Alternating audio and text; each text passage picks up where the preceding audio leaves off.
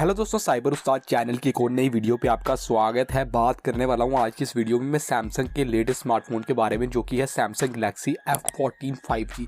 Basically 15,000 के करीब का ये स्मार्टफोन लेटेस्ट लॉन्च हुआ था सैमसंग की तरफ से, और यहाँ पर इसी के बारे में मैं कुछ पॉइंट्स बेसिकली सिर्फ हाईलाइट करना चाहता हूँ। अगर आप ये फ़ोन लेने वाले हैं, ये स्मार्टफोन लेने वाले हैं, तो इन पॉइंट्स के बारे में आपको ज़रूर पता होना चाहिए। और इन पॉइंट्स के बारे में अगर आपको पता होगा तो आपको ये लेना है या नहीं लेना, ये डिसीजन बनाने में आपको बहुत ही आसानी होगी। तो कोई कंक्लूजन इस वीडियो के एंड में मैं नहीं देने वाला, सिर्फ आपको ये जो पॉइंट्स इंपॉर्टेंट कुछ है वही मैं बताऊंगा। तो टोटल 5 पॉइंट्स मैं यहाँ पर बताने वाला हूँ, जरूर इनको ध्यान से सुनिएगा। तो सबसे पहले बेसिक इन्फो में कुछ इंपॉर्टेंट चीजें बता देता हूँ जल्दी। 2 वेरिएंट इसके आते हैं, एक 6/128 और दूसरा 4/128। जो 4/128 वाला है आपको 14,500 तक का मिल जाएगा, ऐसे डिस्काउंट लगा के थोड़ा और कम। और जो यहाँ पर आता है 6/128 वाला, उसका प्राइस 15,000 से ज़्यादा ही है, 16,000 के लगभग है, और उसमें भी आप डिस्काउंट लगा के कम कर सकते हैं। पर इसकी जो प्राइसिंग है ना, जो भी आपको ऑनलाइन जाके देखने को मिलेगी या फिर आप जहाँ से भी लेते हैं इसको, तो वो प्राइसिंग एक्चुअली वो इसकी सही प्राइसिंग नहीं है। प्राइसिंग से रिलेटेड इसका खेल है, वो मैं आपको आगे पॉइंट्स में बताऊँगा।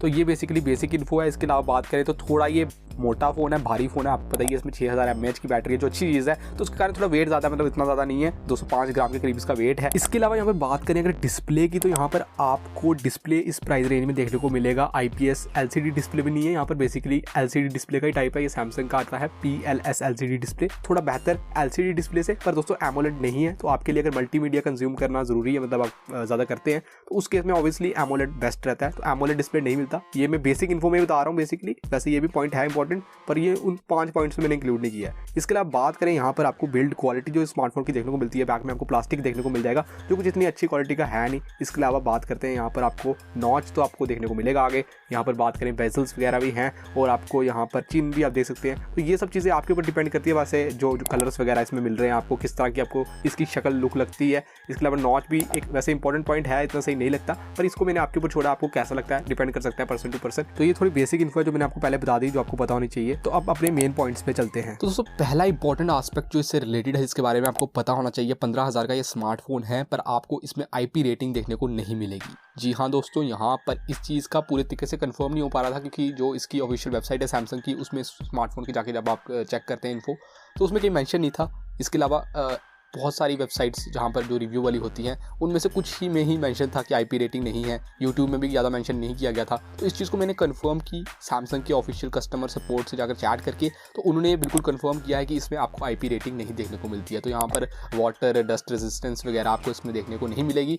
तो यहाँ पर ये एक इंपॉर्टेंट आस्पेक्ट है। ऑब्वियसली यहाँ पर इतना तो हम एक्सपेक्ट करते हैं, तो कुछ हद तक तो आपको यहाँ पर प्रोटेक्शन देखने को मिलेगी, पर पूरी तरह से आप ट्रस्ट नहीं कर सकते इन चीज़ों में, क्योंकि यहाँ पर ऑफिशियली तो यहाँ पर आपको नहीं है, एक ऑफिशियल रेटिंग आपको देखने को नहीं मिल रही है। तो कुछ हद तक तो हम ब्रांड के हिसाब से या फिर जिस हिसाब से ये जिसकी जो इसकी प्राइसिंग है, उसमें हम एक्सपेक्ट कर सकते हैं थोड़ी बहुत ही प्रोटेक्शन रहेगी, पर ऑफिशियली पूरी तरह से आप नहीं ट्रस्ट कर सकते, क्योंकि इसमें कोई IP रेटिंग है नहीं है। तो आपको इस चीज़ का ध्यान रखना है। दूसरा इंपॉर्टेंट एस्पेक्ट, इसको आपने हर जगह सुना होगा, बेसिकली आपको जो इसका बॉक्स है उसके अंदर आपको Type-C to C केबल देखने को मिलेगी, जो ठीक है, अच्छी बात है। और साथ में आपको स्मार्टफोन देखने को मिलेगा। आपको यहाँ पर चार्जिंग करने के लिए, जो कि इसकी बैटरी एक बड़ा अच्छा एस्पेक्ट है कि 6000 mAh की बैटरी है, पर उसको चार्ज करने के लिए आपको यहाँ पर एडॉप्टर नहीं देखने को मिलने वाला। 25 वॉट तक का इसमें सपोर्ट आपको देखने को मिलता है फास्ट चार्जिंग का, बट यहाँ पर आपको नहीं मिलेगा इसके साथ एडॉप्टर। तो यही मैं स्टार्टिंग में जो बोल रहा था, इसका जो प्राइसिंग का चक्कर रहेगा वो बेसिकली ये है कि आपको जब स्मार्टफोन को आप लेंगे तो ये खर्चा तो करना ही पड़ेगा। तो यहाँ पर आपको बैक कवर भी नहीं देखने को मिलने वाला बॉक्स के अंदर, और यहाँ पर मेन सबसे इंपॉर्टेंट चीज़ जो चार्जिंग एडॉप्टर होता है, जिसमें 25 वॉट का सपोर्ट देखने को मिल रहा है, तो वो तो बड़ी इंपॉर्टेंट चीज़ है, जो आपको स्मार्टफोन लेते ही खरीदनी पड़ेगी। तो वो आप समझ लीजिए यहाँ पर 1000 से 1300 रुपये का खर्चा आपका यहाँ पर रहने वाला है। लास्ट टाइम जब मैंने चेक किया, जाकर ऑनलाइन चेक किया था जो एडॉप्टर ओरिजिनल सैमसंग का प्राइस, तो तब मुझे 1000 के करीब कुछ देखने को मिल रहा था ओरिजिनल एडॉप्टर का प्राइस। तब कुछ डील ऑफ द डे चल रही थी। तो मतलब ये आप समझ के चलिए, बैक कवर भी है, तो 1000 से लेकर ऐसे 1300 तक का आपका खर्चा रहेगा। तो ये जो प्राइसिंग है, इसमें आपको ये ऐड करके चलना है, क्योंकि ये बहुत इंपॉर्टेंट चीज़ है एडॉप्टर अगर हम बात करें। इसके अलावा बैक कवर भी ज़रूरी है, पर एडॉप्टर तो बहुत ज़रूरी चीज़ है। तो 1000 रुपये का खर्चा तो होने वाला है कम से कम, तो उसको आपने ऐड करके चलना है 1000 रुपये जितने का भी ये स्मार्टफोन लेंगे। तो ये बहुत इंपॉर्टेंट आस्पेक्ट है, जिसके बारे में आपको जरूर पता भी होगा। परफॉर्मेंस से रिलेटेड भी अगर आपके लिए मोबाइल इंपॉर्टेंट है, स्मार्टफोन आप लेना चाहते हैं इसमें आपको अच्छी परफॉर्मेंस चाहिए, आप गेमिंग वगैरह करते हैं अच्छी खासी, इसके अलावा मतलब ज़्यादा आप यूज़ करते हैं, हैवी टास्किंग करते हैं, तो उस केस में भी आपको इस स्मार्टफोन से दूर रहना चाहिए। गेमिंग अगर आप करेंगे पबजी की नॉर्मल गेमिंग करेंगे तो फिर तो ठीक है, मतलब जैसे पबजी जैसे जो भी लोग खेलते हैं पबजी वो थोड़ा हाई लेवल पे ही खेलते हैं,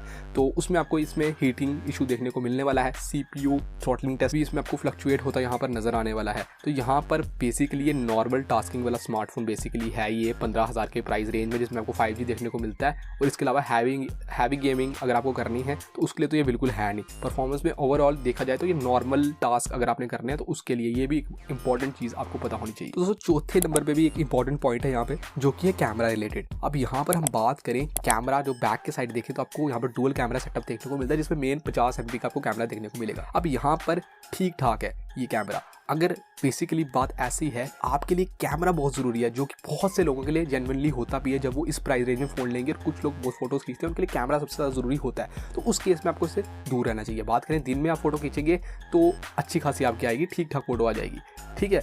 पर यहाँ पर डिटेल्स अगर आपके लिए इंपॉर्टेंट है तो शायद आपको इतनी डिटेल्स यहाँ पर देखने को नहीं मिलने वाली यहाँ पर। इसके अलावा नाइट में इतनी अच्छी परफॉर्मेंस आपको देखने को मिलने नहीं वाली, दिन को ही अच्छी खासी फोटोज आपकी आएंगी, नाइट में कुछ इतना बेहतरीन आपको देखने को मिलने नहीं वाला यहाँ पर। इसके अलावा बात करें तो आपको अल्ट्रा वाइड सेंसर भी नहीं देखने को मिलता है, और वीडियो शूटिंग की बात करें तो आप 1080p 30 FPS तक ही वीडियो शूट कर सकेंगे। अब इसके अलावा सेल्फी कैमरा की बात करें तो वो सिर्फ आपको 13 MP का ही मिलेगा, तो वो आप खुद समझ सकते हैं किस तरह का ही होगा। यहाँ पर आपको 13 MP का कैमरा मिल रहा है, ठीक ठाक ही मिलेगा। मतलब यहाँ पर भी वही बात आती है कि अगर आपके लिए कैमरा बहुत ज़्यादा इंपॉर्टेंट चीज़ है तो इस प्राइस रेंज में आपके लिए ये फ़ोन बिल्कुल सही नहीं है। स्पेशली बैक कैमरा की बात करूँ मैं बोलूँ तो ठीक है, अच्छा खासा है, ठीक है, मतलब मैं इतना भी कुछ बोलूँगा नहीं कि बेकार है, पर सेल्फी कैमरा आपको इतना अच्छा शायद ना लगे। यहाँ पर 5वें पॉइंट की बात करें, यहाँ पर मैं 2 चीज़ें आपको बताना चाहता हूँ इस फोन से जुड़ी। पहली चीज़ तो ये है कि इसमें आपको सिर्फ सिंगल स्पीकर देखने को मिलने वाला है। अब देखो सिंगल स्पीकर के हिसाब से जितना अच्छा हो सकता है उन्होंने दिया है यहाँ पर, मतलब अच्छा खासा आपको स्पीकर देखने को मिल जाएगा, पर है तो सिंगल स्पीकर ही, आपको स्टीरियो वाला मज़ा नहीं आने वाला, डुअल स्पीकर वाला मज़ा नहीं आने वाला। इसके अलावा इसी पॉइंट में 5th में ही मैं दूसरा एक और चीज़ जोड़ना चाहता हूँ, जो कि है ब्राइटनेस से रिलेटेड। छोटा सा एस्पेक्ट है पर ज़रूरी है यहाँ पर।